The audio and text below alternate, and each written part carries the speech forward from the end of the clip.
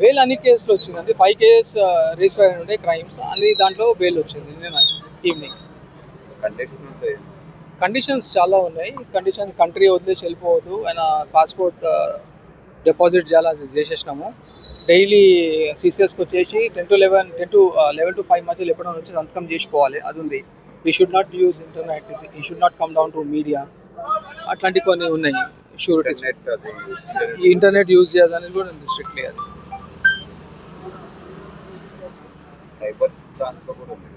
అది అదే అన్ని దాంట్లో బెయిల్స్ వచ్చేసినాయండి. 5 క్రైమ్లలో కూడా అన్నిట్లో సైబర్ క్రైమ్ అయ్యింది, అన్నిట్లో బెయిల్ వచ్చింది. 3 months తర్వాత వచ్చింది. ఇవాళకి 95 days అండి, 3 months ప్లస్ అయింది. మనకు వచ్చింది రెగ్యులర్ బెయిలే, మ్యాండేటరీ బెయిల్ రాలేదు, రెగ్యులర్ బెయిల్ వచ్చింది, హైకోర్టు గ్రాంట్ చేసింది.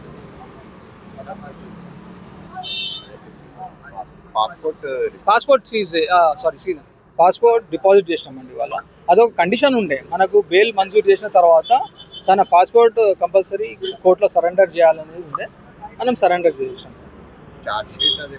ఛార్జ్ షీట్ అది వాళ్ళ పోలీసు వాళ్ళకి తెలుసండి.